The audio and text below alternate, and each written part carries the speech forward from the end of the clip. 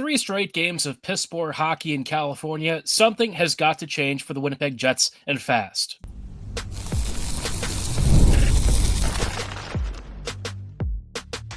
Your Locked On Jets, your daily podcast on the Winnipeg Jets, part of the Locked On Podcast Network, your team every day. Hey friends, and welcome to tonight's episode of Locked On Winnipeg Jets, part of the Locked On Podcast Network, your team every day, and now the #1 sports podcast network. I'm your host, Harrison Lee, an avid Winnipeg Jets fan and an online blogger. You can follow me on Twitter at HLivingLoco and at LO_Winnipeg Jets. Thanks for making Locked On Jets your first listen of the day, every day. If you like what you're hearing, be sure to like, follow, and subscribe on all of your favorite podcasting platforms and YouTube. Doing so, of course, is always free of charge and ensures you never miss another episode. Most of all, though, we just love and appreciate your support. Tonight's episode, there is a lot to talk about. WHL ball obviously is probably feeling a little bit validated, although I'm sure he's not super thrilled with what has happened on this California road trip. I tried to have the more optimistic prediction for this run of games, and what a disaster this road trip has been. 0-3 to start. It has been ugly hockey. 3 straight games of varying quality, but recently just piss poor hockey the last couple of periods. It's been a tough watch, and, with every start time being 9 p.m. Central, 10 p.m., or even later Eastern, yeah, if you're staying up for this, I'm sorry. It's just ugly hockey. Want to chat about that? Who is really responsible for fixing all of this, where the blame lies, and how to get this team back on track, and really think about, what sort of shakeup can get the Jets back on winning ways. This team has gone through stretches like this before, but I think this time what's a little bit different is that the roster's just not able to accommodate anything better than what we've seen. So we'll talk about that in just a brief moment. But before we do, wanted to let you know that today's episode is brought to you by FanDuel. Download the FanDuel app now by visiting FanDuel.com and win $300 in bonus bets if your first $5 bet wins. So Jets versus Sharks and Ducks. I had thought that at least one of these games would have been a win. Instead, the Jets, frankly, didn't play very well at all. Both San Jose and Anaheim are much better than they've been in previous years. Anaheim especially. The Ducks have really started to put on great performances. They're leading the Pacific Division. They've already got 11 wins after yesterday night's game. Technically, I guess this morning for most of us. A great team all around. They don't defend well, but they, maybe don't have to worry about that because offensively, they've been so productive. The Sharks also kind of in a similar boat, although San Jose arguably has more vulnerabilities on the back end. Offensively, Celebrini and company have kind of been doing a lot of the heavy lifting, and certainly they did in the game on Friday against the Jets. But man, after a tough loss against the Kings, but one where I did think the Jets had a couple of really good looks, both the Sharks game and the Ducks game, we really saw a different side of Winnipeg. And when I was talking about this team over the past, few months heading into the start of the season, I expressed a lot of skepticism about what the squad would look like, even at full health with Taves, Nyquist, and company. And unfortunately, I feel like I've just been sort of validated in my concern about where this team was going. This Jets squad does not have a lot of speed and firepower. It's an older team, and what we saw against Anaheim, I think, was an encapsulation of what I've said about this team in the summer. I tried to be a little more optimistic and sort of push some of this out of mind. But I think the reality is this team is simply not good enough. What we're seeing out of the Jets, especially to start the season, a lot of it's been impacted by serious injuries. Sandberg, Perfetti, Lowry, these are all really key 5v5 players. But even if you get all of them back, and we now have 2 of them back, I just don't know how much of a difference it's going to make. Sandberg, I think, is going to help a lot of the defensive issues and give some stability to the 2 deep pairings that are not the top ones. It'll probably have an impact on the 5v5 offense too, but I don't really know how much better this team's actually going to be. What we saw against Anaheim and San Jose to a degree was that speed was killing the Jets. And when the speed tends to create all of these odd man situations and hems the Jets in, it also simultaneously limits any of Winnipeg's ability to get the puck up the ice and create offense. And so what we've seen is just a lot of puck chasing, puck watching, really embarrassing turnovers, bad passes left and right, too many gifted goals to opponents. I mean, San Jose and Anaheim both got tons of gifts given to them. Scheifele had a horror show against the Ducks, especially on a couple of the goals. The third one that Anaheim scored, Scheifele literally just gifted the puck to the Ducks right in front of Comrie. Really couldn't have been an easier goal for Anaheim to score. Just a ton of really boneheaded mistakes and things, partly coming from pressure, partly coming from Anaheim's speed. And it just feels like the talent differential has started to get to the Jets. And I'm not going to sit here and lambaste Scheifele because he's kind of been one of the guys for most of the start of the season that's been carrying the offensive load. He's had to really pull double duty against a lot of teams because the rest of the squad just doesn't have a lot of firepower. It's all come down to the top line needing to be one of your standard bearers, hoping that your depth lines can win their matchups, even if they're not scoring, and hoping that the goaltending holds up. And for once, we're starting to see that really crack. The past couple of games, the Jets really have not been able to get much going. The 5v5 play has been middling at times, outright bad at others. And you look at what happened against the Ducks tonight, and it just felt like you weren't really playing the same game. And you'll see the shot clock, and it might look pretty decent for the Jets.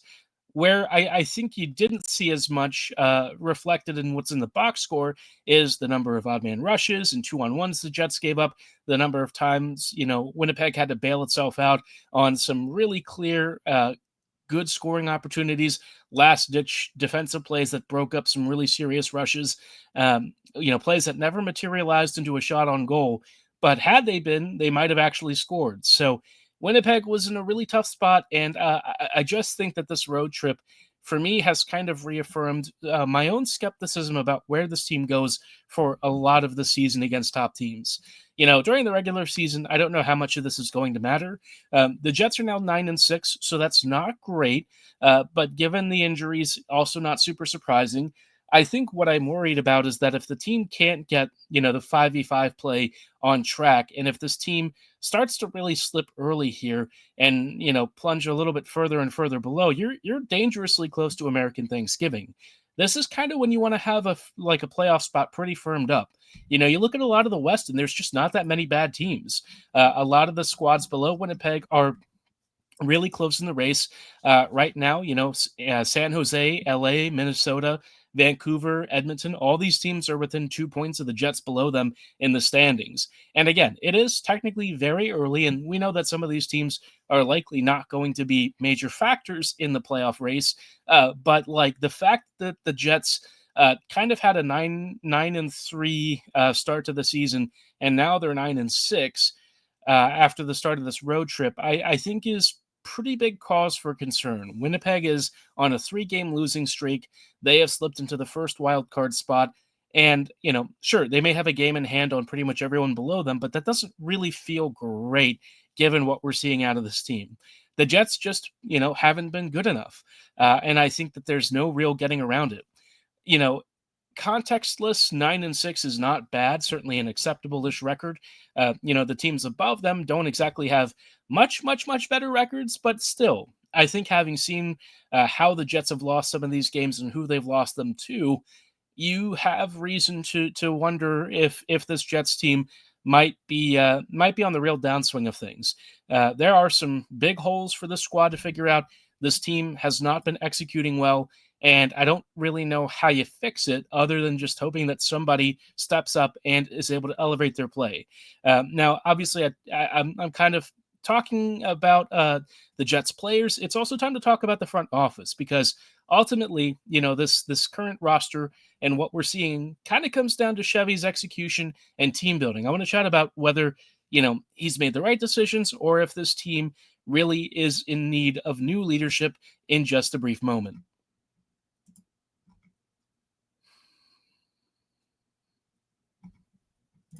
You just realized your business needed to hire someone yesterday. How can you find amazing candidates fast? Easy, just use Indeed. When it comes to hiring, Indeed is all you need. Stop struggling to get your job post seen on other sites. Indeed's Sponsored Jobs puts your post at the top of the page and helps you find the right candidates faster. I've used Indeed when I was looking for work a couple of years ago. Their resume builder was comprehensive, easy, and super straightforward, safe, secure, really no problem at all. And once I filled out my job profile and resume, it immediately matched me to a ton of listings, many of which matched and aligned with my work experience, my salary requirements, etc. If you're a business owner, this has to be the easiest way to find quality candidates fast. And you can even speed up your hiring process with a $75 sponsored job credit. Just go to Indeed.com/locked on right now and support our show by saying you heard about Indeed on the Locked On Winnipeg Jets podcast. Terms and conditions apply. Hiring, Indeed is all you need. Hey, friends, and welcome back to this episode of Locked On Winnipeg Jets, part of the Locked On Podcast Network, your team every day. Every day, thank you so much for rejoining us in tonight's episode as we are chatting a little bit about, the Jets' recent play and really something that's kind of been a trend with this team for, honestly, the whole season. So we knew that coming into this year, the Winnipeg Jets are going to have a step back from last season. The roster is different. The team is different. They've lost a couple of key contributors. They are just older, slower, and we knew that, right? It's just what was going to happen eventually. This team, can only keep putting up really strong regular seasons for so long before you start hitting diminishing returns. And let's be clear and upfront: a President's Trophy is one of the greatest accomplishments you can get in hockey. Is it the Stanley Cup? No, but it is an 82-game season, and you won the first overall award. That is about as high a summit as you can climb. The problem for the Jets is that once they've reached that summit, there's not really much else to do in the regular season other than prepare and shape up for the playoffs. You could certainly try and win another President's Trophy, but we all know that that's not really what teams aspire to. They want the Stanley Cup. And this team, as it is right now, is so far from a cup that I don't quite know what the Jets are going to do about it. Part of the issue is you need a couple of different things, right? You need some really top end prospects which the Jets don't necessarily have. The only way that you get these top end prospects is kind of by sucking. And Winnipeg has been too good, which is a nice problem to have, to really tank, right? You're not really going for a lot of high-end draft picks when you're a team like the Jets that have frankly been one of the top playoff appearance teams over the past several years. So in that respect, you're not really upset about not having those draft picks, but it does start to really add up over the years when your veterans are getting older and you don't really have an elite pool to draw from. Now, I'm pretty high on a lot of the kids the Jets have drafted, but it's really relative to their draft position and kind of what the Jets had available to them. These guys are more in the middle six or depth roles. You have a couple of players like Jaeger, Salamanson, and Lambert that might have some real top-end talent, but it might take some time to get there. And so in the interim, the Jets, it feels like this year looked at it and said, well, we didn't get any of our top free agents or trade options.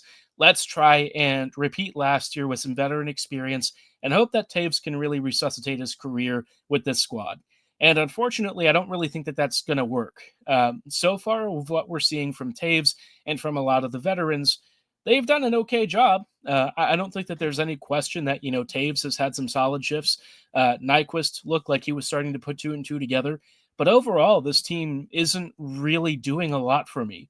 We've also not seen it fully healthy. So I don't want to sit here and say that the Jets are bad. And I don't think that even with some of the recent downturn in play that they are a bad team. But I think compared to a lot of the top end contenders, what we said with this team year over year, they are still missing pieces. And now it's just a bigger problem because a lot of the pieces that they brought in to try and fill the gaps, they're older, slower veterans who don't move the needle enough. Now, Taves, we probably haven't seen his best hockey yet, but I'm also not sure how much better he's going to be. So, bear that in mind as we go out, throughout the rest of the season. We may just see this version of Taves for the rest of the year. I don't think that that's going to be the case. I think he probably still has a little bit more to offer. But I'm not anticipating him suddenly turning into like an elite top six center. I think as like a middle or bottom six guy, that probably is where you're expecting him to do well. But beyond that, I just haven't really seen a lot that suggests we're going to get big results from him. Again, he's been fine at times, but nothing like super crazy. So you need a lot of other guys to really step up. And the Jets right now don't have a lot of finishing talent. They don't have a lot of elite high end skill past a couple of their top stars. And so this team is built to be a really forechecking team, a really stingy team, but they can't even do that because their top, defensive defender is out, and it has elevated a lot of D pairings that probably shouldn't be getting this many minutes. So yeah, I come back to this really falling on Chevy, and part of me doesn't really know what he should have done this past summer, right? I think if you looked at where this team was last year, the moment for him to truly redefine his legacy and have a big swing was the March trade deadline. It didn't happen. They brought in Shen, Tanev, and that was it. So you can't really cry over spilled milk, but that feels like that was the moment to take advantage of the playoff field and try and make something happen. Would it have worked? Maybe not. The Panthers were kind of a juggernaut in the end. Uh, but I just feel like, now we have a lot of stopgap solutions, and it makes me wonder if the Jets really are that invested in this season. Do they feel that this year is really something to chase? Or are they just going to kind of roll with the punches? And if this team is not really in a strong playoff spot come March, sell some of these one-year deals? I don't really know. Taves is obviously not going anywhere, but Nyquist, Pearson, Kepke, I don't know if the Jets are married to these guys. Kepke, I've at least liked his game. He's good. He just, for whatever reason, cannot score. It seems like he is, getting in so many great positions and hasn't really been able to do a lot. So, the ball is squarely in Chevy's court to figure out how to manage this. And, there's only so much that he's able to do right now. I don't really feel like these are problems that he can just fix in season necessarily, not until at least the trade deadline. And at that point, I just wonder, will it be enough? For the next few months, can we ride the top line, maybe Taves and Perfetti finding some chemistry, hopefully a more stable D-core, and Hellebuck and Comrie doing well to the playoffs? It's worked in previous years, but with the power play kind of being a little bit cold recently, the PK not being able to get as many saves, I worry about this formula not really leaving you a lot of margin for error. That's just kind of the reality of the situation. And as much as I've tried to, downplay the worst case scenarios, I think the past couple of games have shown you what happens in those worst case scenarios. The Jets team just can't skate with some of those faster, younger squads. It's kind of what it is. And it feels partially by design from what the Jets have brought in. So, all that to say, I came into this year with modest expectations, and I think I'm still keeping those for now. Will this Jets team probably be good? Yes, but I think to some degree, Chevy really needs to take a long, hard look at this team and decide whether he's committed to the season or not. If he's not, and he doesn't really feel like this team is built to go that deep, well then, come trade deadline, maybe start thinking about how to turn some of these assets into something, the following year or two that goes the distance. I've called this year a transition year. I know that the Jets don't view it that way, but I don't know if they're going to have a choice at the end of this. I know it is very early in the season to be having some of these conversations, but look at where this team is right now. Look at how they've been playing, even in a lot of their wins. Unless something drastically changes about this squad, I just don't see them as being that good in the playoffs. And even making the postseason might be a harder challenge than I was initially expecting. Teams like Chicago, Utah, San Jose, Anaheim, all these squads are really on the uptick and are pushing other established franchises out of the top spots in their divisions. Do we expect it to last? Maybe not. But, the Jets are suddenly facing challenges for seeding that they weren't facing in previous years from other teams that were well below them. That floor raising is going to make it harder for the Jets to keep getting points that maybe they used to beat up, lesser teams for. So, yeah, this is both good to see the playoff field and competitive field getting better and changing. Not so great for the Jets, who have, a very skill-limited roster right now that relies on a lot of forechecking, a lot of defensive plays, and all that to try and squeeze out wins. It was always going to be this way given how the offseason went, but yeah, hard to see a lot of these other teams make big power moves, bringing in Rantanen, Peterka, etc., and feeling like the Jets missed a boat somewhere that has now left them in a really tough spot. Hopefully, all of this is overblown, but having watched this team for, a decade, well over a decade now, you're starting to see some of those same patterns that the team has fallen into from before. And I just don't know how you dig yourself out of it. There's a lot that is left to do, and certainly a lot of time to sort things out. But the Jets are going to have to figure it out sooner rather than later.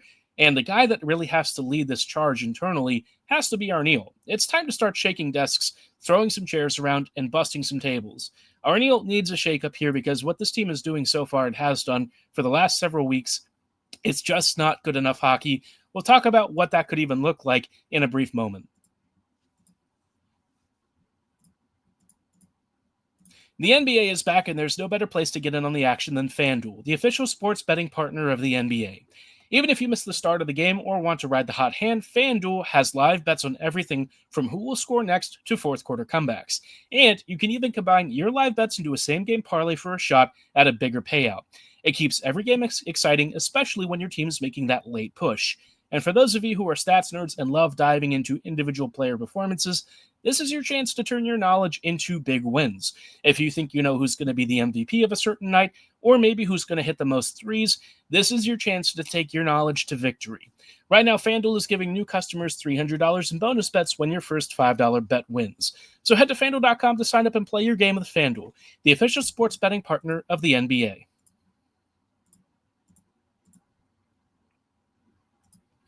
Hey friends, and welcome back to this episode of Locked On Winnipeg Jets, part of the Locked On Podcast Network, your team every day. Every day, thank you so much for rejoining us in tonight's episode as we are chatting a little bit about, the implications of what has happened the past several games for the Jets. This road trip from hell has been awful. This California swing, the Jets have lost every single game, and they've been outplayed in most of these opportunities. So, not feeling great.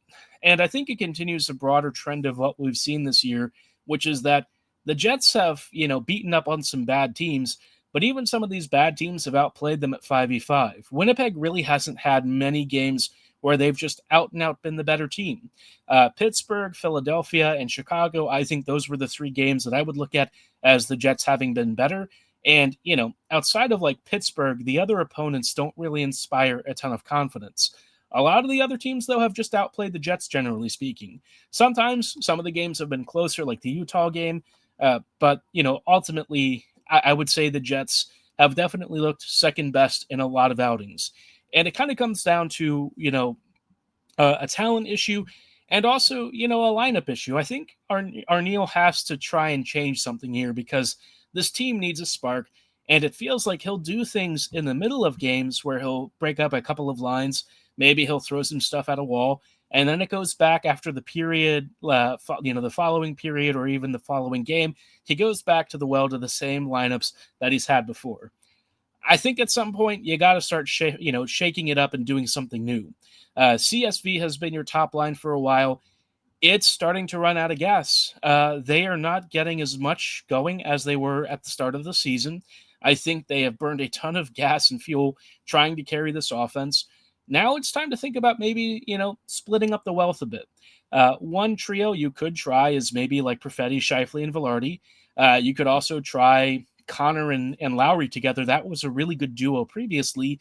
Just something that gets this offense more depth, more lineup ability, or more matchup ability, and just more scoring up and down this like top 9 lineup. Right now, the Jets don't really have enough offense spread across any of their lines. It's all down to the top line or bust, and that's just not really sustainable for the rest of the season. You've also got to stop playing Luke Schenn. I like him. He's a really nice guy, and I think he loves being in Winnipeg, but having seen what he's done on the ice the past several weeks, I just don't know how you justify him over Colin Miller. Luke's a great leader, he's a warrior, and he physically cannot keep up with the play on the ice. So many times, the wall battles and things that he would win last year, he has not been able to win at all. He's, getting dispossessed. It's leading to counters against. And, any of his physicality and strength kind of becomes a bit moot when he's just not even close to the play. And that's been happening a lot more recently. So that's painful to see. The second pairing, there's not a lot that you can do there with Stanley and Pionk. They're doing their best. Their best sometimes isn't good enough, but that's just the way it is. This is where I think if it is time to have a really interesting shakeup on the back end, you know what? Call up Salamonson. Salamonsson's been really good for the Moose the past year or so. And right now, Manitoba's not playing very well, so it might be time to give him some Jets minutes. Get him away from a bad team, bring him into Winnipeg, where I think his skill and control and puck moving ability might be able to help stabilize Winnipeg's right side. The Jets' left side is obviously the bigger sore spot, but you can maybe get a little more out of it if that right side feels a little more locked down. If you can get Salamonson in and get him some minutes, this might be a guy who can help this Jets defense round out their bottom pairings. Again, if it doesn't work out, you just send it back down. But I think at some point the Jets need to see if Elias is ready. This team right now is really threadbare on the back end. And, even once Sandberg comes back, that third pairing is still a huge question mark. Yes, overall, the defensive structure is going to greatly improve because Sandberg fixes a lot of different parts of this team. But if he gets injured again, you need somebody else who can step in and at least help try and carry some of the burden for, Morrissey and DeMello up front. So this might be a time to bring in Salamonson and really shake things up.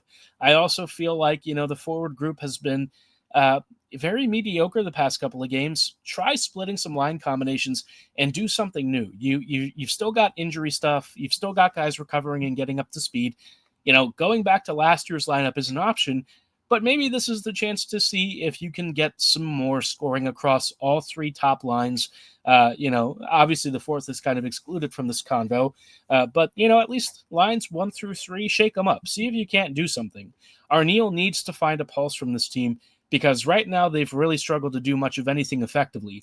They're making bad passes, they're getting frustrated, and that stuff is just not a healthy competitive environment for a team that, last year won a President's Trophy, and this year feels very adrift of it. So curious to know your thoughts on this. Who do you think should really be the spark for this team? What do you think Arniel should even do? Try to stay the course or figure something else out that maybe gets them at least a little bit of a look? Even if it doesn't work, at least you can say you tried. Drop your thoughts below or at my social medias at HLivingLoco and at LO_Winnipeg Jets. For tonight's episode, though, that's going to be all the time that we have. Thanks for listening. Have a great night. And as always, go Jets go.